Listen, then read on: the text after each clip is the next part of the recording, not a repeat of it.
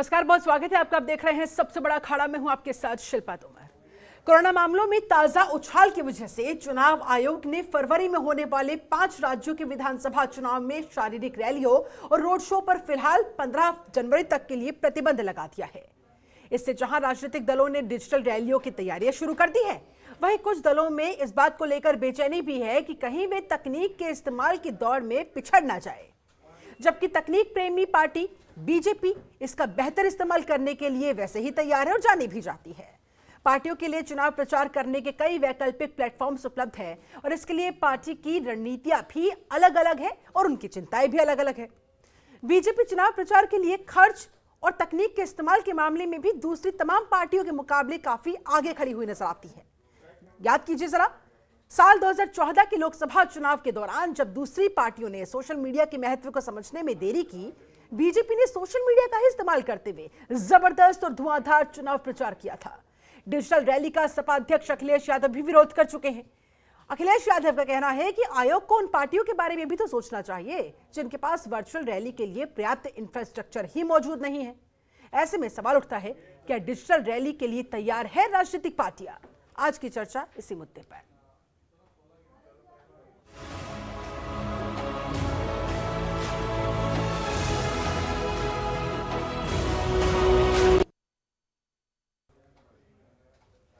बहुत सारे गंभीर सवाल खड़े होते हुए, मसलन चुनावी दंगल में डिजिटल वॉर रहने वाला है, कितना असरदार?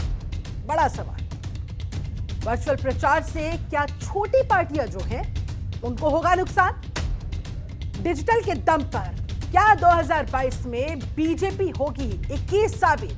क्या बीजेपी ऐसा कर दिखाएगी? यह संभव हो पाएगा क्योंकि डिजिटली काफी मजबूत मानी जाती है भारतीय जनता पार्टी, और डिजिटली मजबूत कही जाने वाली बीजेपी को क्या अब इससे भी फायदा मिलने वाला है?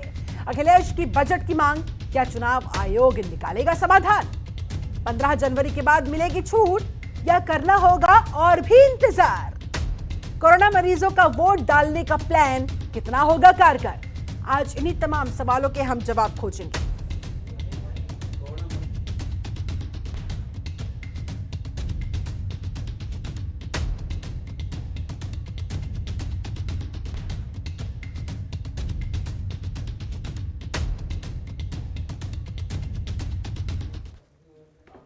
हमारे साथ इस मुद्दे पर चर्चा करने के लिए एक पूरा खास पैनल इस समय जुड़ चुका है। पैनल का मैं तारुफ जल्दी से आपसे करवा देती हूं। हमारे साथ बीजेपी प्रवक्ता धनंजय गिरि जी जुड़ चुके हैं, बहुत बहुत स्वागत है सर आपका।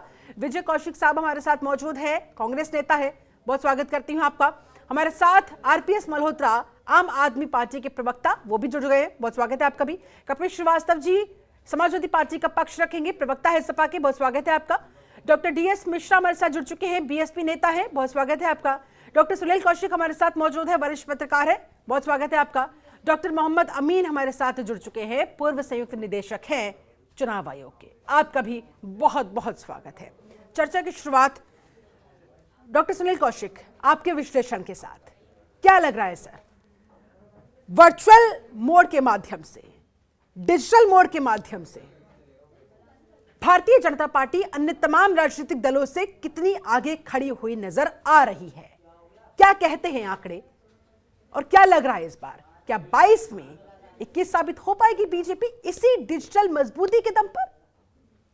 देखो शिल्पाल, ये सारे राजनीतिक दल मानते हैं कि भारतीय जनता पार्टी हर दिन चुनाव के मूड में रहती है, 24 घंटे चुनाव के मूड में रहती है, और ये उन्होंने राजनीतिक दलों ने स्वीकार भी किया है, समझते भी हैं, और इसी परिपाटी पर लेकर के सारे राजनीतिक दल सक्रिय भी रहते हैं। कोरोना काल में ऐसा नहीं है कि जो हमारे देश में पहला चुनाव होने जा रहा है, ये मुझे लगता है दूसरे चक्कर का चुनाव है। पश्चिम बंगाल सहित कई राज्यों के चुनाव इसी कोरोना काल में हुए, और किस तरीके से इन राजनीतिक दलों ने चुनाव आयोग को घेरा था, किस तरीके से आरोप प्रत्यारोप चुनाव आयोग को लेकर के हुआ, कि हम सब ने देखा, पूरे देश ने देखा। वर्चुअल रैली को लेकर के रहा हो, कोरोना पॉलिसी को लेकर के रहा हो, नियम कानून बनाने को लेकर के रहा हो, यदि ये ऐसा लग रहा था कि इन 5 राज्यों में चुनाव होंगे और ऐसी स्थिति आ सकती है, तो सारे राजनीतिक दलों को तैयार रहना चाहिए था। ऐसा नहीं है कि देखा जाएगा, समझा जाएगा, उसके बाद रणनीति तैयार करेंगे। और कोई भी राजनीतिक दल मुझे नहीं लगता कि व्हाट्सएप ग्रुप या फेसबुक पे या ट्विटर पे नहीं है, बिल्कुल है, सारे लोग हैं। लेकिन दबदबा कहीं ना कहीं बीजेपी का माना जाता है। नहीं, बिल्कुल माना जाता है। संगठन जिस तरीके से उन्होंने बूथ लेवल पर बूथ योद्धा, आईटी सेल के 2-2 प्रभारी जिस तरीके से बनाए हैं, पन्ना प्रमुख तक बनाए हैं, और हर व्यक्ति के हाथ में आज मोबाइल भी है, तो निश्चित तौर से कह सकते हैं कि बीजेपी अग्रणी है। लेकिन इस संगठन की बात करेंगे तो मुझे लगता है कि समाजवादी पार्टी और बहुजन समाज पार्टी भी इससे पीछे नहीं है। कांग्रेस तो पीछे हो सकती है, लेकिन सपा बसपा को मैं पीछे मानने के लिए बिल्कुल तैयार नहीं हूं। और अभी आपने देखा होगा कुछ दिन राजनीतिक दल, जब पश्चिम में एक मीटिंग हो रही थी, पूरब में एक मीटिंग हो रही थी, तो एक राजनीतिक दल के राष्ट्रीय अध्यक्ष ये कह रहे थे, बड़ा हंसी आती है, कि बीजेपी जितना 2 महीने में खर्च करती है ना, उतने तो हमारी जाति के 1 महीने में पी जाते हैं। तो जब ऐसी चर्चाएं होने लगे और आपको लग रहा है कि हमें लोकतंत्र में चुनाव बड़ा महत्वपूर्ण है और उस चुनाव में जाना है, और कोरोना काल इस समय चल रहा है, तो उसी हिसाब से तैयार रहना चाहिए था। और इसी से पहले मैं कह रहा हूं, तमाम नेताओं के आप बयान देखिए, बार बार चुनाव आयोग की तरफ इशारा कर रहे थे कि निश्चित तौर से कुछ ऐसा न हो जाए कि महामारी इतने उग्र रूप धारण कर ले कि बाद में जाकर के डिसीजन लेना पड़े। उससे पहले चुनाव आयोग ने ले लिया है, तो सारे राजनीतिक दलों को उसी हिसाब से अपनी रणनीति तैयार करनी पड़ेगी। आरोप प्रत्यारोप से मुझे लगता है ये भागने जैसी स्थिति है। ठीक है, कपिल श्रीवास्तव जी, अखिलेश यादव को तो हमने सुन लिया, लेकिन जरा आप बताएं कि डिजिटल रैली आप लोगों के लिए वाकई में कितनी बड़ी चुनौती है?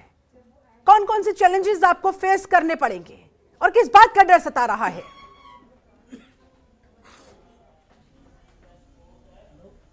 देखिए, डर सिर्फ पैरिटी की चीजें हैं, डर नहीं है।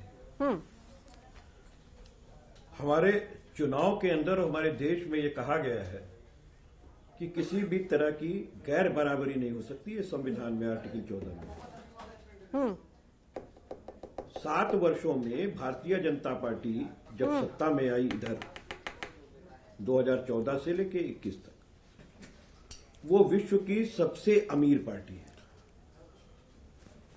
वो दल जो 55 साल तक मुसलसल राज किया, उसके पास जिलों में किराए का भी, या कुछ जगहों पे तो किराए का है, लेकिन अपना नहीं। मैं उस दल की बात कर रहा हूं जो 55 साल राज किया, लेकिन ये भारतीय जनता पार्टी है जिसने 7 साल राज किया, और विश्व की सबसे अमीर पार्टी है। और दुहाई दे करके चंदे पे बांड ले आती है कि हम पारदर्शिता लाएंगे, ये करेंगे, वो करेंगे, और पारदर्शिता को घोल के पी जाती है। ठीक है। और 75% बांड इनके बिकते हैं। बात इस चीज की है कि जब आप लोकतंत्र के अंदर जाते हैं, और जब आप एक लोकतंत्र का त्योहार, यानी जिस दिन मतदान होता है, मतों का प्रयोग कराते हैं, तो आपको कम से कम संवैधानिक जो हमारी संस्थाएं हैं उनको इस बात को देख प्रतिबंध लगा रहे हैं। तो भाजपा के एलईडी का मुकाबला तो बाकी जितने विपक्ष के दल हैं वो मिलकर के नहीं कर पाएंगे। और ये बात सिर्फ व्हाट्सएप की और ट्विटर की और फेसबुक की नहीं है, ना इंस्टाग्राम की है, क्योंकि ये तो शहरी लोग देखते हैं। तो सर आप लोग क्या चाहते हैं? गांव के अंदर चुनाव आयोग क्या करे? जो गरीब रहता है, कैसे बराबरी की जाए? मेरी बात हो जाने दें। क्योंकि डॉक्टर सुनील जी को मैंने, ठीक है, वही मैं कह रहा हूँ। बात इस चीज की है कि ये जो भार है इस समय, जब चुनाव के लिए, तो निष्पक्षता और पैरिटी, ये दोनों देखने का भार जो है, वो हमारे चुनाव आयोग पर है। और मैं एक चीज कहना चाहता हूं कि भाई चुनावों में सुधार होना चाहिए। अब जैसे मान लीजिए कि अभी वर्तमान समय में हम कहें कि चुनाव टाल दीजिए, तो नहीं टलेगा, चाहे कितनी बड़ी महामारी आ जाए। उसका कारण है, या तो आपको संसद का विशेष सत्र बनाना पड़ेगा, और आपको उस व्यवस्था में परिवर्तन लाना पड़ेगा, और उसमें लिखना पड़ेगा महामारी भी आपातकाल के दौरान आती है, और इसके वजह से हम 6 महीना चुनाव पीछे करेंगे। ठीक है, तो वो अभी नहीं कर सकते। चलिए, उससे तो आगे बढ़ चुके हैं, ऐलान भी हो चुका है। चुनाव सुधार लेना ही है, चुनाव सुधार करना ही है, तो कम से कम हम ये कहते हैं कि आप पैरिटी तो कीजिए, भारतीय जनता पार्टी को भी उतनी एलईडी मत लगाने दीजिए, जितना हम लगा लें उतनी वो लगा लें। अच्छा, तय कर दीजिए। आपको लग रहा है कि पक्षपात हो रहा है, औकात के हिसाब से तय कर दीजिए। और एक मिनट सुन लीजिए, मैं आपकी बात में क्लियरिटी चाहती हूँ, समझना चाहती हूँ कि आप क्या कहना चाह रहे हैं। नहीं, ज्यादा इजाजत नहीं है, ज्यादा इजाजत नहीं है। सुनिए, ये उत्तर प्रदेश के एक एक गांव में लगाने के लिए इनके पास धन मुहैया है और एलईडी खरीद चुके हैं। आज नहीं, बहुत पहले खरीद लिए, 2-3-4 साल पहले। हाँ। समझ रहे हैं ना? तो हमारा बात यहां पर सिर्फ ये है कि हम बात इनसे डरने की नहीं है, बात इस चीज की है कि अगर लोकतंत्र में हम अपनी आवाज जनता तक ना पहुंचा पाए, अपना कार्यक्रम जनता तक ना पहुंचा पाए, केवल इसलिए कि हमारे पास पैसे की कमी है, तो ये भाई लोकतंत्र की हत्या है। इसका सुधार जरूरी है। इसका सुधार जरूरी है। और इसका क्या क्या समाधान हो सकता है? सुनील डॉक्टर मोहम्मद अमीन जी से इसका जवाब लेंगे, लेकिन उससे पहले अन्य तमाम राजनीतिक दलों के लोग भी हमारे साथ जुड़ चुके हैं, उनका भी रिएक्शन जल्दी जल्दी में चाहूंगी। विजय कौशिक साहब, आप खुद को कहां खड़ा पाते हैं इस डिजिटल वॉर में 2022 के इस अखाड़े में?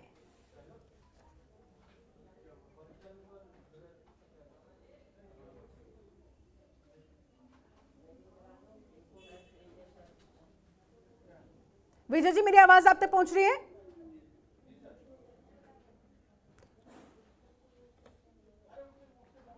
लगता है आवाज जा नहीं रही है, संपर्क हो नहीं पाया है। इसी सवाल के साथ मैं आरपीएस मल्होत्रा जी आपका रुख करूंगी। आप लोग कितने तैयार हैं?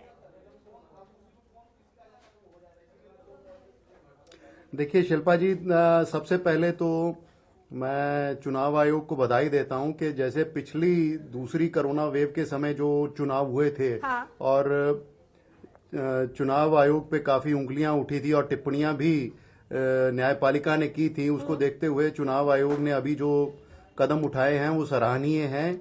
और ये होना भी चाहिए कि लोकतंत्र की प्रक्रिया तो जारी रखनी है हमें, लेकिन लोगों की सुरक्षा भी इंश्योर करनी है, तो ये सही कदम है। और बाकी जहां तक जो डोर टू डोर कैंपेन और डिजिटल कैंपेन की का सवाल है, मेरे ख्याल से हमारी पार्टी जो है इसमें काफी सक्षम है। और ज्यादा हमारे पास ज्यादा पैसा तो होता नहीं ताकि हम उसको इलेक्ट्रॉनिक मीडिया पे, टीवी एडवर्टाइजमेंट पे और इधर उधर खर्च कर सकें। तो हमारे जो योद्धा हैं, हमारे जो वॉलंटियर हैं, वो डोर टू डोर जाके ही कैंपेन करते हैं, और जो उनके पास सोशल मीडिया के प्लेटफॉर्म्स हैं उनको वो यानी कि इस्तेमाल करने में माहिर हैं। तो हमारे जो वॉलंटियर हैं, मेरे ख्याल से वो इसका पूरी तरह पुरजोर इस्तेमाल करेंगे। हाँ, एक बात यहाँ पे मैं श्रीवास्तव जी से सहमत हूं कि भाजपा जो है, हाँ। ये इस समय कॉरपोरेट घरानों से चंदा लेके इनके खजाने भरे होते हैं, तो ये पैसे के हिसाब से जो है वो कुछ ज्यादा एडवांटेज पे हैं। लेकिन जहां पर जुनून की बात आती है, जहां पे समर्पण की बात आती है, मेरे ख्याल से आम आदमी पार्टी इनसे कहीं आगे है।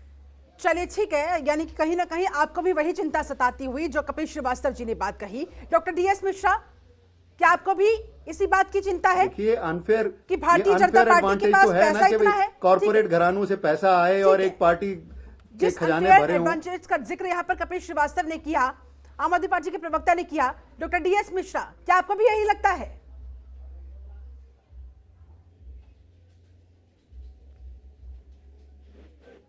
मिश्रा साहब, मेरी आवाज आप तक पहुंच रही है?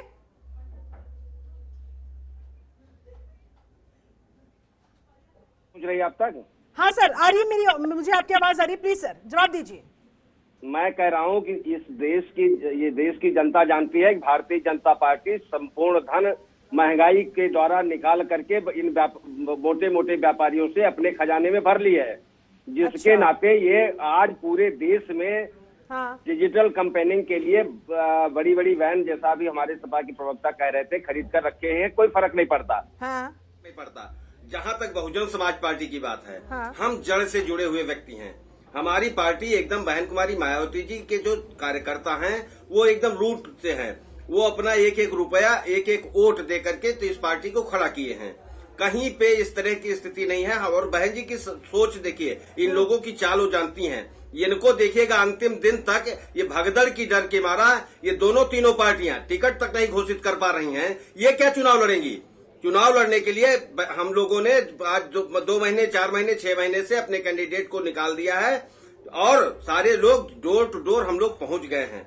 तो हम इनकी डिजिटल कैंपेनिंग के एक जो काट है ना, और उसको हम रख लिए। दूसरा, जब 5 आदमी, आप मेरी बात को समझिए, जब 5 आदमी ही प्रचार पे गांव में निकल सकते हैं तो इनके डिजिटल बैन को 35 आदमी कैसे देखेंगे? ये सबसे बड़ा प्रश्न है। क्या चुनाव आयोग ये जब गाड़ी खड़ी करेंगे चौराहे पर अपनी, तो चौराहेबाजी जब जिस दिन ये करेंगे, तो क्या उस दिन वो भीड़ नहीं जाएगी? वो कोरोना के प्रोटोकॉल को नहीं तोड़ेगी? किस तरह के आखिर ये डिजिटल कैंपेनिंग करना चाहते हैं? सोशल मीडिया, ट्विटर और ये गांव का, तो फिर कार्रवाई का भी तो सामना करना पड़ेगा। मैं आपसे ये जानना चाह रही हूँ, क्या बहुजन समाज पार्टी पूरी तरह से सक्षम है, तैयार है इस डिजिटल वॉर को लड़ने के लिए? एकदम तैयार है, हम बिल्कुल तैयार हैं। जन जन तक पहुंचे हुए व्यक्ति हैं हम लोग। जो डर सपा को सता रहा है, आम आदमी पार्टी के प्रवक्ता ने कहा, वो डर बसपा का नहीं। देखिए, सपा और डरे दोनों, भाजपा भी डर रही है। देखिए, इस कोरोना काल में जो रैलियों का पे रोक लगी है, एक सेकंड दीजिएगा, रैलियों पे जो रोक लगी है, इससे सबसे बड़ा नुकसान भारतीय जनता पार्टी को होने जा रहा है। ये देश के जितने पैसे थे ना, ये लोग रैलियों के बहाने पब्लिक को लाते और उसमें बांटते हैं ये पैसा। आज वो पैसा इनका बंटने में बहुत दिक्कत होगी। अन्यथा बहुजन समाज पार्टी हमारी जो गरीबों की पार्टी है, दलितों की पार्टी है, बहन कुमारी मायावती जी उसमें एकदम आपके मुताबिक ये डिजिटल वॉर कहीं ना कहीं बीजेपी के लिए मुसीबतों वाला रहने वाला है, जबकि सपा का कहना है और कांग्रेस का भी, और साथ ही साथ आम आदमी पार्टी का मानना है कि भाई बीजेपी के पास ज्यादा पैसा है, बड़े बड़े घरानों के साथ उनके ताल्लुकात हैं, इस वजह से उनको इस बार ज्यादा फायदा होने वाला है। इसी अनफेयर एडवांटेज पर धनंजय गिरी जी क्या कहेंगे आप? ठीक है सर, ठीक है सर। डिजिटली काफी मजबूत मानी जाती है बीजेपी, बहुत पैसा है, सबसे अमीर पार्टी मानी जाती है बीजेपी, इसलिए कह रहे हैं कि भाई चुनाव आयोग जरा छोटी पार्टी की चिंता करे, बीजेपी तो सक्षम है ही। क्या कहेंगे आप इस अनफेयर एडवांटेज के आरोप पर? शिल्पा जी, मैंने बहुत ध्यान से, बहुत देर तक सबकी बातें ध्यान से सुनी है, बहुत तरह के आरोप भी सुने। मेरा निवेदन होगा कि मुझे एक एक करके बोलने दिया जाए और बीच में कोई इंटरप्शन। बोलिए सर। शिल्पा जी, ऐसा है कि ये विपक्ष की हार, विपक्ष चुनाव से पहले अपनी हार स्वीकार कर रहा है। जिस तरह की बातें लोग कर रहे हैं उससे पता चल रहा है कि भारतीय जनता पार्टी कोई 6 महीना, 3 महीना, 9 महीना, साल भर के लिए चुनाव नहीं लड़ती है। हम लोग 24 घंटा 365 दिन अहरनी सेवा में, आठों पहर जनता की सेवा में लगे रहते हैं। सेवा ही संगठन है और भारतीय जनता पार्टी विश्व की सबसे बड़ी राजनीतिक पार्टी है। इसके पास सबसे बड़े कार्यकर्ताओं का दल है, बल है और वैचारिक बल से हम चलते हैं। वैचारिक बल की वजह से यहां तक आए हैं और बदलते युग की आहट को जो पहले पढ़ करके वक्त के अनुरूप अपने देश, काल और परिस्थितियों को ढाल लेता है, वही दूरदर्शी, वह युग दृष्टा कहलाता है। मोदी जी ने युग के इस बदलते आहट को भांप ही नहीं लिया, बल्कि देश को उसके अनुरूप ढालने में आसातीत सफलता भी पाई है। आज कार्यालय फाइलों से खाली हो गए हैं, कागज के कबाड़ को करोड़ों में बेचकर सरकार के बैलेट से चुनाव होते थे, फिर ईवीएम से होने लगे। आज बदलते वक्त में इसकी जरूरत पड़ी है। आज कोरोना में तो अपरिहार्यता है, लेकिन डिजिटल लिटरेसी कॉन्सेप्ट के प्रसार में कोरोना की अहम भूमिका रही। आज कोर्ट, स्कूल, कॉर्पोरेट के काम डिजिटल हो गए हैं। कोरोना के महानुकसान में कोरोना के कम से कम खर्च वाले डिजिटल तो इसमें बीजेपी का रोल है क्या? आज वर्चुअल मीटिंग हो रही है। रोल है महोदय। महोदय, मैंने आपके बीच में बोला था क्या? मैंने आपके बीच में बोला था क्या? और शिल्पा जी से आप प्रश्न करेंगे, शिल्पा जी मुझसे प्रश्न करेंगे, शिल्पा जी मुझसे प्रश्न करेंगे। अपनी बात रख दीजिए, सभ्यता का परिचय दीजिए। उसके बाद जिसको जो काउंटर क्वेश्चन पूछना है, I give you proper time. Please Giri साहब, कंप्लीट योरसेल्फ। शिल्पा जी, देखिए, विपक्ष इस तरह से हताशा और निराश लोग हैं। ये चुनाव के लिए अवसर होता है। हम लोग अहरनी सेवा में, आठों पहर 24 घंटा 365 दिन जनता की सेवा में रहते हैं। हमारे लिए सेवा ही संगठन है। हमारी पार्टी का मूल मंत्र है कि सेवा में। शिल्पा जी, समय का ध्यान रखिए। शिल्पा जी, समय उतना ही सबको मिलना चाहिए। एक आदमी का प्रवचन सुनने को नहीं बैठा हूं मैं। सर, वन बाय वन, एक आदमी का one by one sir, one by one. चलिए ठीक है, धनंजय जी। डॉक्टर डीएस मिश्रा, सुनिए, उन्होंने ये कहा है कि भाई हम तो 24 घंटे तैयार है चैलेंज है जनता की सेवा के लिए। चुनाव आज हो जाए, कल हो जाए, 4 दिन बाद हो जाए, 4 महीने बाद हो जाए, हम हर तरीके से तैयार हैं। और अगर कोरोना काल की वजह से सर डिजिटल रैली ही एक तरीके से मजबूरी हो गया है, राजनीतिक दलों के लिए भी, जनता के लिए भी, चुनाव आयोग के लिए भी, तो आप लोग रखिए ना अपनी तैयारी उस हिसाब से, जिस हिसाब से बीजेपी ने रखी है। ये कहना है उनका। मिश्रा साहब जल्दी, उसके बाद कपिल श्रीवास्तव जी, आपसे भी मैं रिएक्शन लूंगी। ठीक है कपिल जी, इसमें बीजेपी की क्या गलती है? शिल्पा जी, मेरी वो तो कह रहे हैं कि भाई, बोलिए कौशिक जी बोलिए। बीजेपी की गलती नहीं है जी, श्रीवास्तव जी बोलिए श्रीवास्तव जी बोलिए। बीजेपी की गलती नहीं है। हाँ ठीक है, ये जी आवाज मिल रही है? मिल रही है सर, मिल रही है। बीजेपी की गलती नहीं है इसमें। जी इसमें देश की गलती है कि देश बचाने के नाम पे, देश विकास के नाम पे देश लूटने वाले को सत्ता दे बैठे और 7 वर्ष में ये विश्व की सबसे अमीर पार्टी हो गई और 800 करोड़ रुपए केवल अपने आईटी सेल पे खर्चा करती है और 5600 करोड़ रुपए प्रिंट मीडिया पे सरकार का लगाती है। जहां समस्या है। चलिए ठीक है सर, ठीक है सर। विजय कौशिक जी भी हमारे साथ जुड़ गए हैं। बीच में सर संपर्क कट गया है। चलिए ठीक है सर, मैं आती हूँ आपके पास। सर उन्हें भी बोलने का मौका मिलना चाहिए। लोग नहीं है, ये देश की समस्या है। ठीक है सर, देश की समस्या बता रहे हैं आप इसे। विजय कौशिक जी, कांग्रेस कहां स्टैंड करती है, कितनी तैयार है इस डिजिटल वॉर के लिए? क्योंकि कहीं ना कहीं कोरोना की इस तीसरी लहर के बीच ये एक मजबूरी बन गई है, विकल्प नहीं है कुछ और। लोगों की जान ज्यादा जरूरी है, वहीं दूसरी तरफ चुनाव भी संपन्न कराना है। चुनाव आयोग करे तो क्या करे सर? देखिए, आज देश के लोगों की जान ज्यादा महत्वपूर्ण है, चुनाव हमारे लिए इतना महत्वपूर्ण नहीं है। चुनाव आयोग ने जो भी निर्णय लिया है हम उसका स्वागत करते हैं। जहां तक इसके राजनीतिक मायने क्या हैं उनकी हम चर्चा करें तो मैं आपको बता दूं कि 2014 से पहले भारतीय जनता पार्टी देश और दुनिया की सबसे गरीब पार्टी हुआ करती थी। 2014 के बाद जब से सत्ता में आए हैं, जनता गरीब हो गई है और भाजपा अमीर हो गई है। आज देश और दुनिया की सबसे अमीर पार्टी बन गई है। सर बीजेपी की छोड़ते हैं ना, आप ये बताएं कांग्रेस कितनी तैयार है इस डिजिटल वॉर के लिए? डिजिटल रैलियों के द्वारा, वर्चुअल रैलियों के द्वारा आपको लग रहा है आप जनता तक अपनी पैठ बना पाएंगे? देखिए, कांग्रेस पार्टी हमेशा जनता के बीच में ही काम करती है और ये जो टेक्नोलॉजी का समय है, हाँ, इसको लेकर हम चल रहे हैं। अब से नहीं, पिछले कई वर्षों से पार्टी इस पर काम कर रही है। ठीक है। और रेगुलर हम मतदाताओं से, देश की जनता से, सोशल मीडिया के माध्यम से, प्रिंट मीडिया के माध्यम से और दूसरे माध्यमों के साथ जुड़े हुए हैं। लेकिन जो वर्तमान सरकार है वो जो गुंडागर्दी पर उतरी हुई है, ठीक है सर, जो टीवी चैनलों को दबाकर अपने तरीके से खबरें प्रोड्यूस कराती है, इनका मुकाबला करने में हमें केवल यही दिक्कत आ रही है कि ये लोग लोकतंत्र की व्यवस्था को चौपट कर रहे हैं। ये लोग इस देश में डिक्टेटरशिप चला रहे हैं। ये लोग धन बल के द्वारा इस देश की जनता को अपने गुलाम बनाना चाहते हैं। ठीक है, इस बात को लेकर हमारी लड़ाई है जिसको हम लड़ रहे हैं और हमें पूरी उम्मीद है कि 5 राज्यों के चुनाव में मुझे लगता है आरोप प्रत्यारोप करना तो राजनीतिक दलों का काम ही होता है। सच क्या है, झूठ क्या है, ये जनता को ही तय करने देते हैं। जनता ज्यादा समझदार है और वो भली भांति जानती भी है। चलिए ठीक है सर, आप सभी के पास मैं आऊंगी। डॉक्टर मोहम्मद अमीन काफी देर से इंतजार कर रहे हैं, तमाम लोगों की, तमाम दलों की उन्होंने प्रतिक्रियाएं सुनी। मोहम्मद साहब, तमाम दलों को आपने सुना सर, समाजवादी पार्टी के अध्यक्ष का तो यहां तक कहना, यहां भी बाकी दलों से आगे जाती हुई साबित हो रही है। ऐसे में कुछ एक ऐसे क्राइटेरिया रखा जाना चाहिए था ताकि उन्हें पक्षपात जैसा महसूस ना हो, अनफेयर महसूस ना हो। क्या कहेंगे सर आप? जनरल बात कहूंगा जो सभी को बुरी लगेगी।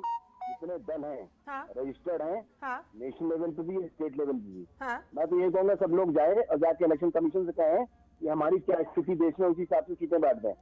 इलेक्शन कमीशन में चुनाव नहीं कराना चाहिए। अरे ये लोग झूठ बोलने वाले लोग हैं सारे।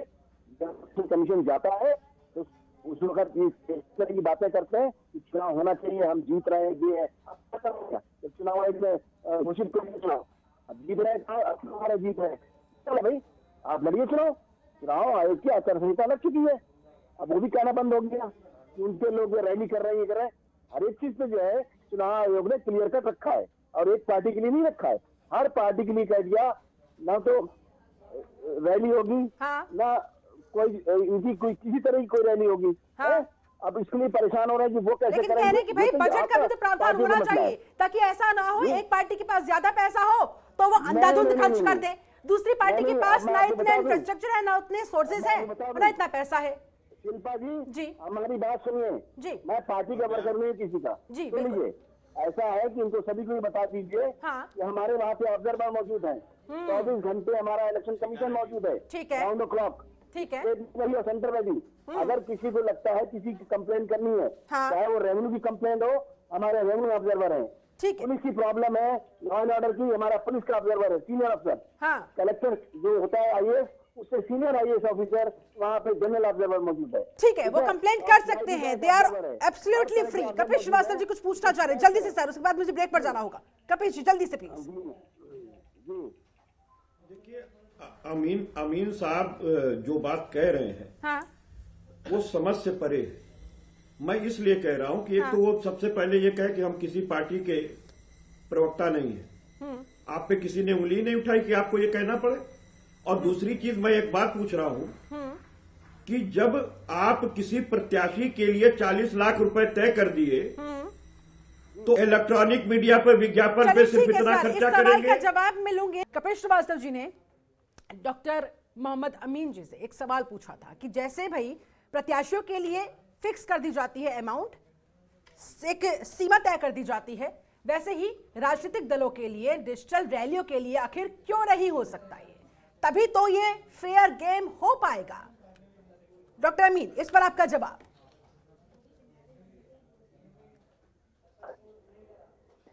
मल्होत्रा साहब, उसके बाद मैं आपके पास आऊंगी, आप जो कहना चाह रहे हैं मैं आपका जवाब लूंगी, लेकिन इससे पहले मोहम्मद अमीन से मैं ये जवाब ले लेती हूं।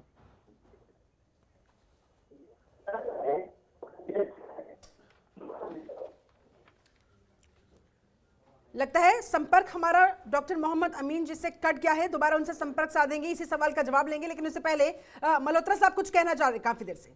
जी साहब बताइए। मल्होत्रा जी देखिए, शिल्पा जी, आम आदमी पार्टी ने दिल्ली में 3 चुनाव लगातार जीते हैं। हाँ। और ये तीनों चुनाव जो हैं ये हमने door to door campaigning, digital media और सोशल मीडिया के दम पे ही जीते हैं। सो जहां तक इनका सवाल है, आम आदमी पार्टी पूरी तरह से तैयार है।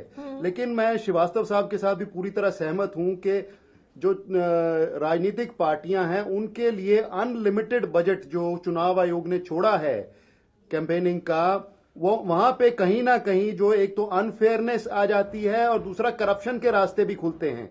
जिस तरीके से भाजपा जो है कॉरपोरेट घरानों से भारी फंड लेके, भारी पैसा लेके बाद में उन्हीं को, मैं श्रीवास्तव साहब के साथ सहमत हूं कि यहाँ पे भी कोई लिमिट जो है वो क्रिएट होनी आम आदमी चाहिए पार्टी ने भी फेस की होगी ना। दिल्ली में जबरदस्त तरीके से जिस तरह से आम आदमी पार्टी ने क्लीन स्वीप करते हुए यूं कहा जाए जनता के दिलों तक राज किया, बीजेपी ने तो वहां भी कोशिश की होगी। अगर आपके आरोप में, विपक्ष के आरोप में दम माना जाए, तो आपने उस चैलेंज को कैसे ओवरकम किया, कैसे भारतीय जनता पार्टी को दिल्ली में हराया, जरा बता दीजिए। सपा को भी, बसपा को भी, कांग्रेस को भी। नहीं, ये तो देखिए, ये तो हमारे जो वॉलंटियर्स हैं उनका जुनून है, उनका समर्पण है, जिसके दम पे हम जीते हैं। लेकिन इस बात से कोई इनकार नहीं है कि जिसके पास पैसा ज्यादा होता है उसको अनफेयर एडवांटेज होती है। सो उस हिसाब से बीजेपी को अनफेयर एडवांटेज है जो खत्म होनी चाहिए, खत्म होनी चाहिए। अनफेयर एडवांटेज पर आकर विपक्ष की सुई कहीं ना कहीं अटक जाती है। गिरी साहब, भाई ज्यादा पैसा है आपके पास, इसलिए आप दुरुपयोग भी कर सकते हैं। शिल्पा जी, ऐसा है, हंसने के सिवा कोई उपाय नहीं। इनके मक्कारी की इंतहा है इस पार्टी का। इस पार्टी के मुखिया ने कहा था कि मैं कोई मकान नहीं लूंगा, कोई गाड़ी नहीं लूंगा, बच्चों की कसम खाई थी कि कांग्रेस का समर्थन नहीं लूंगा, और जितना कहा था सब उल्टा किया। इन लोगों ने ईवीएम के माध्यम से चुनाव जीता और ईवीएम को ही डेमोस्ट्रेट कर रहे थे जाकर विधानसभा में। ईवीएम को ही डेमोस्ट्रेट कर रहे थे जाकर विधानसभा में। जिस पर चर्चा हो रही है सर, कैसे होती है, आपका जो आरोप है सर, उस पर जवाब दीजिए। आरोप प्रत्यारोप तो सर कभी खत्म नहीं होने वाला। वही कह रहा हूँ, ईवीएम को डिमोस्ट्रेट कर रहे थे जाकर के विधानसभा में कि कैसे, फिर चुनाव आयोग ने जब बुलाया तो वहां नहीं गए। मैं साफ साफ शब्दों में आपसे कहता हूं कि भारतीय जनता पार्टी विश्व की सबसे बड़ी पार्टी है। हमारे पास कार्यकर्ताओं का सबसे बड़ा संगठन है, कार्यकर्ताओं का सबसे बड़ा समूह है। वैचारिक बल से हम हर जगह पहुंचे हुए। वैचारिक बल हमारा इतना बड़ा है। ठीक है, बहुत बड़ा वैचारिक बल है आपका, बहुत बड़ी पार्टी है, बहुत सारे कार्यकर्ता हैं। ठीक है सर, ये कहते हैं, विपक्ष का कहना है कि आप इनके लेवल पर उतरकर गेम खेलिए ना, इन्हें चैलेंज कीजिए ना। आपको अखाड़े में उतरना है चुनाव के, तो जरा इनके लेवल पर उतरकर आप लोगों को अनफेयर एडवांटेज क्यों मिले, किस लिए मिले, एक पर्टिकुलर सीमा क्यों ना तय कर दी जाए, इस पर भारतीय जनता पार्टी क्या मानती है? एडवांटेज मिल रहा है। शिल्पा जी, क्या आप नहीं शिल्पा जी, क्या आपके चैनल पर आने के लिए सब लोग अपने अपने संचार माध्यमों से आपसे जुड़े हैं? तो क्या किसी के लिए अनफेयर किया आपने? सब लोग अपने अपने तरीके से जुड़ गए आपसे। उसी तरह से सब लोग अपने अपने फेयर तरीके से जनता से जुड़ेंगे। जो लोग नहीं सक्षम है, जो जानते हैं कि क्या होना है, जो जानते हैं कि जो है। अच्छा चलिए ठीक है, इसको और बेहतर तरीके से समझने के लिए डॉक्टर कौशिक साहब आपका रुख करती हूँ। सुनील कौशिक का मुकाबला होता है क्या भाई? ये फेयर है, अनफेयर है, दोनों तरफ से आरोप प्रत्यारोप चल रहा है, हकीकत क्या है सर? क्या वाकई में चुनाव आयोग ने कुछ तो सोचा होगा या यूं ही बस फैसला सुना दिया? देखो शिल्पा, सिर्फ मैं जो देख पा रहा हूँ किरदार बदल गया है। किरदार ये बदल गया है कि जो आज समाजवादी पार्टी के प्रवक्ता और आप पार्टी के प्रवक्ता कह रहे हैं, वो 2014 से पहले भाजपा कहती थी। पहली बार नियम बनाए क्या कि पार्टी अनलिमिटेड खर्च करेगी और प्रत्याशी इतना इस लेवल तक खर्च करेंगे क्या? कांग्रेस के साथ समाजवादी पार्टी बहुत दिन सत्ता में रही है, 10 साल तक समर्थन दिया है, उससे पहले भी सत्ता में रही है। और ऐसा लग रहा था, तो मुझे लगता है कि संसद में ऐसा नियम। श्रीवास्तव जी, आपका समय आएगा, आप बोलिएगा ना, आपका समय आएगा। मुझे सिर्फ आप इतना बता दीजिए, मुझसे ये बता दीजिए कि जिस पैरिटी की डिमांड हम वर्तमान सिचुएशन में कर रहे हैं, क्या ये अन्य सिचुएशन में हमने की है क्या? मैं इसका जवाब हाँ, मैं कह रहा हूं ना, क्या आपने श्रीवास्तव जी, क्या आपने, अरे अब सुन लीजिए ना, चुनाव, अरे अब सुनेंगे नहीं आपने क्या चुनाव आयोग को, मैं तो सिर्फ इस अरे मैं पूछ, अब अलग ले जाएंगे आप इसको। मैं ये कह रहा हूं आज आप पार्टी जब सत्ता में आई दिल्ली में, उससे पहले उनका अकाउंट देख लीजिए ना। सत्ता में आने के बाद सबका बढ़ता है। 2012 से पहले आप अपना देख लीजिए, और 2017 में जब छोड़ गया था तब अपना बजट देख लीजिए अपनी पार्टी का। तो ये आरोप कैसे लगाया जा रहा है कि बीजेपी के पास ज्यादा है, इनके पास कम है? ये तो सब समझते हैं। ऐसी बात कहिए जहां जनता कम से कम आपके ऊपर हंसी ना आए। और दूसरी बात शिल्पा, ये समझना पड़ेगा कि जो प्रवक्ता यहाँ बोल रहे हैं, क्या सारे लोगों ने लिखित में ये प्रस्ताव चुनाव आयोग को दिया है क्या? आप प्रस्ताव दीजिए चुनाव आयोग को, केवल चैनल पे बोलने से या ट्विटर पे ट्वीट करने से नहीं होगा ना। यदि आपके पास कोई मजबूत ऐसा प्रस्ताव है, आप चुनाव आयोग के समक्ष रखिए, सारे राजनीतिक दल के नेता वहां जाएं और इस प्रस्ताव को रखें, चुनाव आयोग विचार करेगा उसके ऊपर। ने भी कही कि अगर किसी भी राजनीतिक दल को कहीं भी किसी भी पॉइंट पर आपत्ति है तो वो बिल्कुल फ्री है, चुनाव आयोग में जाकर कंप्लेन कर सकता है। मोहम्मद अमीन साहब एक बार फिर से हमारे साथ जुड़ चुके हैं। कपिल श्रीवास्तव जी, आपके उसी सवाल के साथ एक बार मैं फिर से उन्हीं के पास जा रही हूं। सर, इत्मीनान के साथ जवाब लेना होगा। मोहम्मद अमीन, अगर मेरी आवाज आप तक पहुंच रही है तो सर, पहले भी मैंने आपसे यही सवाल किया था लेकिन संपर्क हो नहीं पाया था। कपिल श्रीवास्तव जी कह रहे हैं कि क्यों नहीं एक बजट की सीमा तय होनी चाहिए वर्चुअल रैलियों के लिए भी, जैसे कि प्रत्याशियों के लिए होता है, बकायदा उनकी खर्च की सीमा तय की जाती है, वैसे ही डिजिटल रैलियों की भी हर दल की एक अमाउंट की सीमा तय होनी चाहिए ताकि सबको फेयर मौका मिले।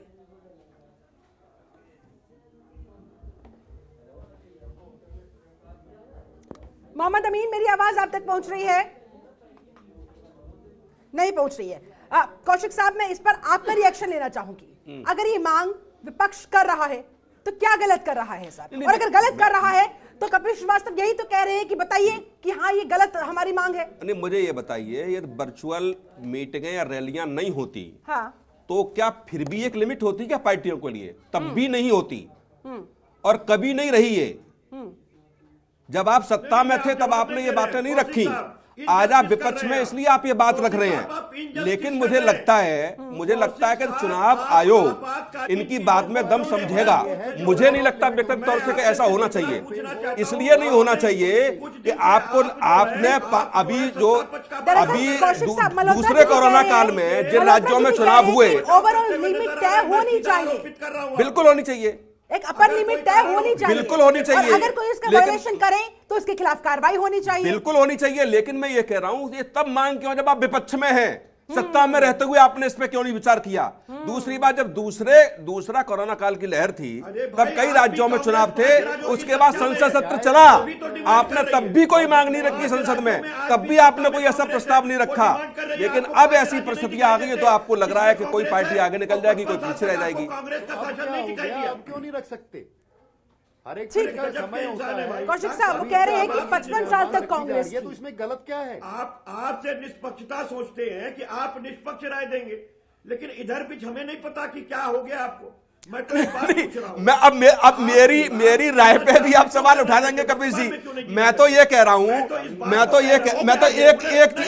एक चीज का मुझे जवाब दे दीजिए, एक चीज का जवाब। जब 2017 में चुनाव हुए, क्या रेगुलर डिमांड होती है? आप सुन लीजिए ना, जब 2017 में चुनाव हुए तो क्या आपने चुनाव आयोग के सामने ये रखा क्या कि एक लिमिट पार्टी की होनी चाहिए खर्च करने की?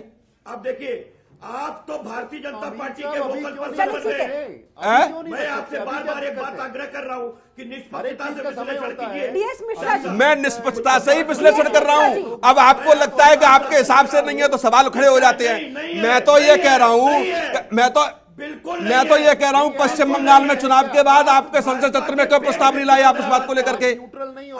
मेरा इल्जाम है कि आप अमीन साहब, आप निष्पक्ष बात नहीं कर रहे हो। नहीं, समाजवादी पार्टी भिजवा दे मुझे, यदि आपको ऐसा लग रहा है, आपके पास सूत्र ऐसे है तो लग रहा है क्या आपको?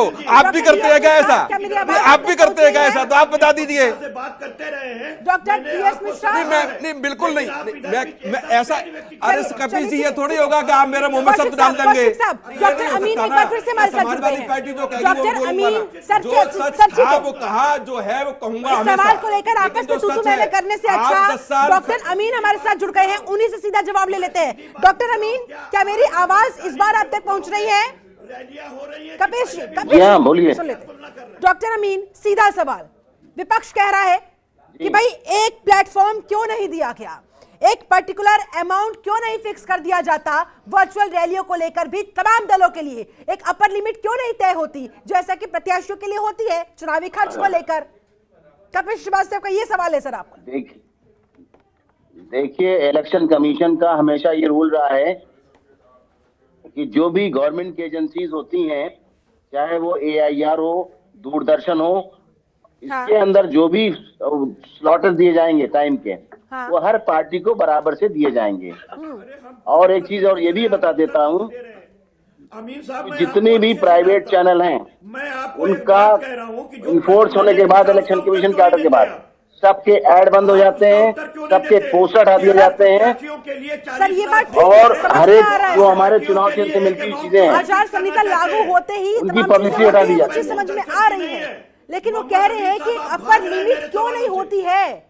चुनाव आयोग इस पर क्यों नहीं सोचता है? क्योंकि छोटी पार्टियों को इससे नुकसान होता है, जिनके पास ज्यादा पैसा नहीं है वो ज्यादा खर्च नहीं कर पाएंगे, ज्यादा लोगों तक पहुंच नहीं पाएंगे, और इसका फायदा सीधे तौर पर होगा बड़ी पार्टियों को। आप ये समझो शिल्पा कि जो प्रदेश में 4 सीटों में चुनाव लड़ रहा है, जो नया राजनीतिक दल है, और ये जो 350 सीटों में चुनाव लड़ रहा है, सबकी लिमिट कैसे एक सी हो सकती है? क्या कोई सीमा हो सकती है क्या? कोई पार्टी राष्ट्रीय स्तर की है, कोई प्रदेश स्तर की है, कोई अपने जिले से भी बाहर नहीं निकल पाई पार्टी, तो एक सीमा नहीं हो सकती है। This is practically not possible. तो आप कर सकते हो कि प्रत्याशी का आपने 28 लाख से 40 लाख कर दिया, लेकिन मुझे लगता है कि मैडम ने अगर मेरी बात सुनो तो मैं एक चीज बता देता हूँ। ठीक है, please please please doctor Mohammad Amin की बात सुन लेते हैं विद ड्यू रिस्पेक्ट। सर बहुत सीनियर है हमसे, वो बहुत सीनियर है Mohammad Amin. Kapil ji please sir, with due respect उनकी बात एक बार सुन लीजिए। देखिए, मेरी एक बात सुन लीजिए। बोलिए कि आप लोग अपने आप कहते रहिए कि ये राष्ट्रीय अध्यक्ष हैं, ये फला है, ये फला है। सवाल इस बात का है कि आप देखिए आपकी सरकारें कितनी स्टेट में कितनी हैं, आपके कितने विधायक हैं, पूरे देश में किसको कितना परसेंटेज वोट मिला है, उस हिसाब से इलेक्शन कमीशन सबकी आंकता है। और आंकने के बाद उसी तरह अगर देखा जाए तो फिर भी आप लोगों को छोटी पार्टियों को जगह नहीं मिलती है। सवाल इस बात का फिर भी इलेक्शन कमीशन इतना विश्वास दिलाता है कि निष्पक्ष, साफ सुथरा और सेफ इलेक्शन कराएगा। और आपको कोई भी शिकायत है किसी तरह की तो हमारे ऑब्जर्वर वहां मौजूद हैं, हमारे लोग वहां मौजूद हैं, उनसे शिकायत करिए, मेल करिए, फैक्स करिए और आपको पूरा रिस्पॉन्स मिलेगा। लेकिन अब हर बात ठीक रहा, इलेक्शन कमीशन ने बोलना ठीक नहीं है। चलिए ठीक है सर, डॉक्टर डी.एस. मिश्रा का रुख करना चाहूंगी, काफी देर से वो इंतजार कर रहे हैं। मिश्रा साहब, क्या मेरी आवाज आप तक पहुंच रही है? बिल्कुल नहीं। Doctor DS. Mishra, doctor DS. Mishra, क्या मेरी आवाज आप तक पहुंच रही है सर? पहुंच रही है। मिश्रा साहब, आप क्या कहेंगे सर? आप क्या कहेंगे सर? आप बोलने नहीं देती हैं सर। मैं आपके पास आई थी, आपकी आवाज नहीं आई थी। कपिल जी मिश्रा जी को बोलने देते हैं सर। फालतू लोगों को बुलवा रही हैं। कपिश जी एक सेकंड सर, कपिश जी आपका सवाल आ गया है सर, आगे बढ़ते हैं सर। मिश्रा जी इतनी देर से इंतजार कर रहे हैं, उनकी भी सुन लेते हैं सर। ठीक है कपिश जी, आपके सवालों का मैडम डॉक्टर डीएस मिश्रा मैं आप ही के लिए तो बोल रही हूँ उनको कि अगर वो चुप होंगे तभी आप बोल पाएंगे। आवश्यकता आविष्कार बोलिए। अरे सुनिए के तो कपिश जी सुन लेते हैं, एक second Kapish ji please one more time sir. Kapish ji का म्यूट किया जाए प्लीज। मिश्रा साहब अब आपका सब सुन रहे हैं, प्लीज बोलिए। आप ये बताइए, ये सारे विद्वान बैठ करके कबोधन कर रहे हैं यहाँ पे। इनको पता है आवश्यकता आविष्कार की जननी है। जब आवश्यकता पड़ती है उस समय पे बदलाव आना चाहिए। आज कोविड काल में इस चीज की जरूरत पड़ी है। इसमें निश्चित तौर पर सेंसर लगना चाहिए, एक लिमिट होनी चाहिए। ये कहते हैं कि पिछले वाले सरकार ने क्यों नहीं किया है, ये बेईमानी है इनकी। और दूसरी सबसे बड़ी चीज बता दूं आपको, ये जितना मन गए उतना लूटा ले। और ये अमीन साहब जो बैठ करके बता रहे हैं कि शिकायत होती है, शिकायत कुछ नहीं होती है। संज्ञान ले पाता है ये पुलिस इन्हीं की होती है। लोकल लेवल पर जिसकी सत्ता होती है, केंद्रीय पुलिस इनकी होती है। ऐसी नहीं है कि बहुत फेयर इलेक्शन होगा। अमीन साहब चुनाव लड़के आपको चुनाव आयोग पर यानी कि भरोसा नहीं है? कैसे लोग वोट देते हैं? भरोसा नहीं है बीएसपी को? है, लेकिन उनके नीचे जो पिछली बार बीएसपी को पूरा भरोसा है। चुनाव नहीं, लेकिन जो नीचे जो लोग गड़बड़ी फैलाते हैं ये चुनाव आयोग को भी पता है, ये अमीन साहब को भी पता है। एक बार अमीन साहब को चुनाव लड़ना चाहिए। हमेशा ध्यान रखिए, निश्चित तौर पर प्रतिबंधित होना चाहिए। सरकारों को अनायास जितना मन माफिक खर्चा नहीं करना चाहिए। लेकिन वो कह रहे हैं सर, मोहम्मद अमीन कह रहे हैं कि भाई वो पार्टी देखकर तय होता है, उसका शेयर देखकर तय होता है, अन्य तमाम फैक्टर्स होते हैं जिन्हें कंसीडर करते हुए फैसला लिया जाता है। सबसे अच्छे हैं हमारे वोट तो सबसे अच्छे हैं। ठीक है, आरपीएस मल्होत्रा जी भी कुछ कहना चाह रहे हैं। मल्होत्रा साहब पर्टिकुलर पार्टी भी देख लीजिए, आपको क्या आपत्ति है? 20 पार्टियों का गठबंधन है। चलिए ठीक है, आपके हिसाब से भी एक लिमिट तय होनी चाहिए। कौशिक जी ये भी चाहते हैं कि एक लिमिट तय होनी चाहिए। चलिए ठीक है, इसलिए नहीं हो सकता। मैं फिर कह रहा हूँ, मैं देखो ये सब पार्टी के प्रवक्ता अपनी वजह से आप ये बताइए मल्होत्रा जी आ रही सर एक बार कौशिक साहब का रिमार्क ले लो, उसके बाद आती हूँ आपके पास। बहुजन समाज पार्टी राष्ट्रीय स्तर की पार्टी है, ठीक है। एक छोटा सा पूर्वांचल में कोई राजनीतिक दल अपना दल है, ठीक है। दोनों की तुलना की जा सकती है क्या? ठीक है, आप एक पार्टी पर लिमिट कर देंगे, आपके मुताबिक आप एक प्रत्याशी पर लिमिट तो कर सकते हैं कि आप 10 को लड़ाएं या 100 को लड़ाएं, उसकी लिमिट तो हो जाएगी।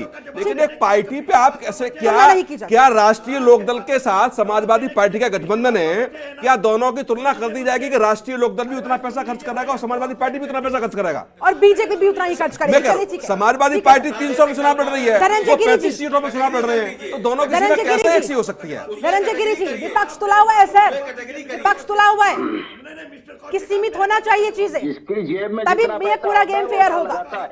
हाँ, और एक लिमिट तय इलेक्शन कमीशन की तरफ से कर दीजिए ना, आप लोग कहने की जरूरत नहीं है। धनंजय गिरी जी, दलों को अलग करिए, अनरजिस्टर्ड दलों को अलग करिए, सबके दलों को अलग। धनंजय गिरी जी पूरा विपक्ष चाहता है कि भैया एक अमाउंट सीमित होनी चाहिए, उसका एक लिमिटेशन होनी चाहिए, तभी लगेगा इनको कि भाई हाँ बराबर का मौका मिला है, तभी ये साबित कर पाएंगे। शिल्पा जी ये लोकतंत्र है, सबको अपनी बात चुनाव आयोग से जाके कहनी चाहिए। और चुनाव आयोग फ्री एंड फेयर चुनाव करा रहा है। जिस परिस्थिति के हिसाब से चीजें बदलती रहती हैं, जरूरत के हिसाब से नियम बनाए जाते हैं। कह रहे चुनाव आयोग के अधिकारी तो सुनते ही नहीं है हमारी। हमेशा पक्ष में रहे हैं, हम हर तरह के सुधार का स्वागत करते रहे, चुनाव के सुधार का स्वागत करते रहे, डिजिटलाइजेशन का स्वागत करते रहे, देश में हर बड़े बदलाव का स्वागत करते रहे। हम हर सरकार है जो देश के हित में जनता। बहुजन समाज पार्टी भी नहीं होती पावर में, न समाजवादी आती पावर में। आज ममता बनर्जी भी पावर में है। बिल्कुल सब गलत बातें इलेक्शन कमीशन के लिए, मैं सुनना नहीं चाहता हूँ। उसके पक्ष में खड़े हैं, उसके अनुसूर खड़े हैं। नहीं सर, चुनाव आयोग को लेकर हमें रिस्पेक्ट शो करनी चाहिए। गलत और सही का निर्णय करने वाले आप लोगों का अपना कुछ भी मत हो सकता है, लेकिन इस तरह से ये आप जानते हैं ना कितना बड़ा लोकतंत्र है हमारे देश का और कितना चैलेंजिंग होता है चुनाव आयोग के लिए, खास तौर पर महामारी के इस समय में। ठीक है सर, ठीक है। मल्होत्रा साहब फाइनल कमेंट आपका। मल्होत्रा साहब फाइनल कमेंट आपका, क्या कहना चाहेंगे जाते जाते सर?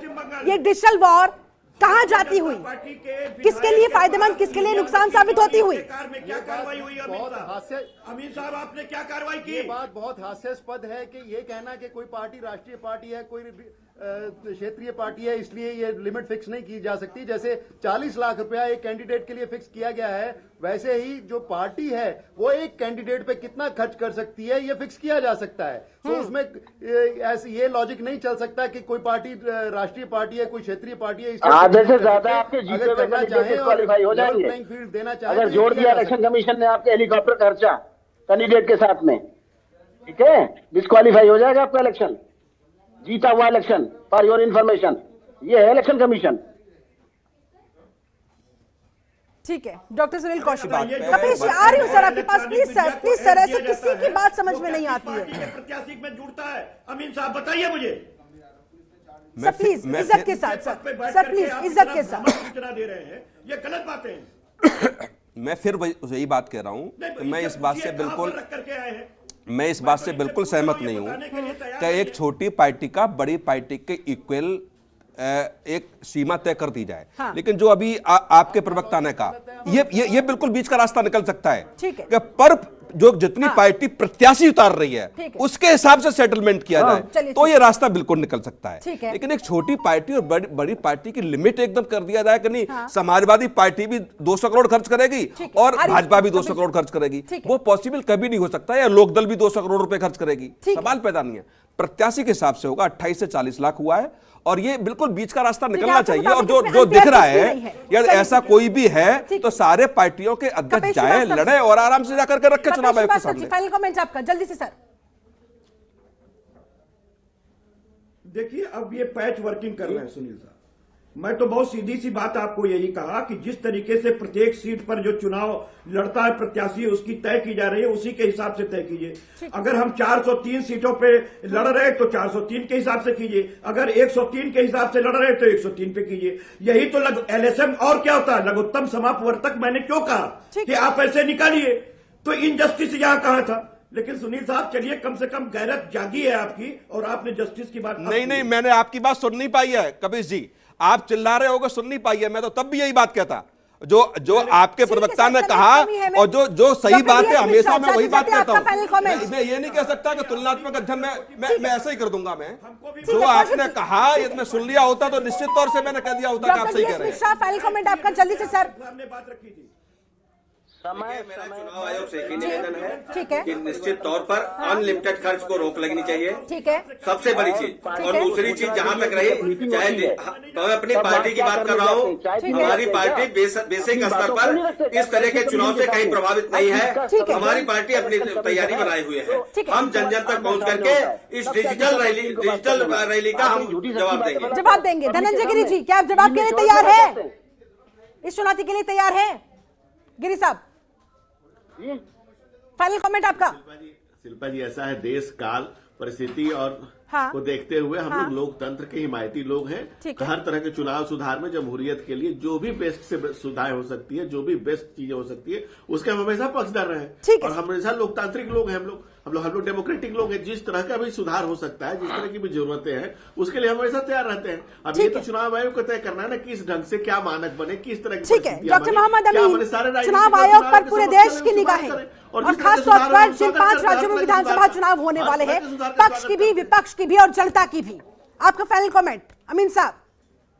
हमारे वोटर नहीं होंगे मैडम, हाँ। देश के हमारे नागरिक नहीं रहेंगे तो किस पे एमएलए बनेंगे, किस पे मंत्री और किस पे मुख्यमंत्री बनेंगे? बिल्कुल। सवाल इस बात का है कि देश की स्थिति देखते हुए, कोरोना का साल देखते हुए, ठीक है, इसीलिए इस तरह की रैलियां आयोजित करने के लिए इलेक्शन कमीशन ने ऑर्डर दिए हैं। ठीक है, इनको मना कर दिया है कि कोई भी रैली नहीं करेंगे, साइकिल रैली नहीं करेंगे, उसी तरह की कोई नहीं करेंगे। अगर बहुत ज्यादा गरीब हैं तो 5-5 आदमियों के साथ घरों घरों में जाकर अपना व्यवहार करें। ठीक है, और उनको प्रचार करें। मजबूरी है चुनाव आयोग की भी और दलों को भी इसे मानना पड़ेगा, क्योंकि जान है तो जहान है। बहुत बहुत शुक्रिया आप सभी खास मेहमानों का मेरे साथ इस चर्चा में जुड़ने के लिए, समय निकालने के लिए बहुत बहुत धन्यवाद। तो कुल मिलाकर वर्चुअल रैली को लेकर ये जो जंग छिड़ी हुई है तमाम राजनीतिक दलों के बीच, एक दूसरे को 19 साबित करने की और खुद को 21, 2022 में जनता किसे 19 और किसे 21 साबित करेगी, इसके लिए फिलहाल करना होगा इंतजार।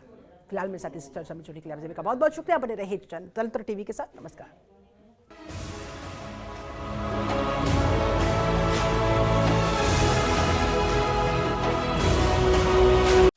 खबरों के निष्पक्ष विश्लेषण के लिए सब्सक्राइब करें Jantantra TV and press the bell icon. Never miss any update.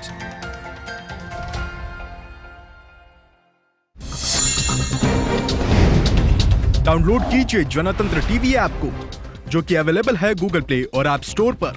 अधिक जानकारी के लिए अभी डाउनलोड करें।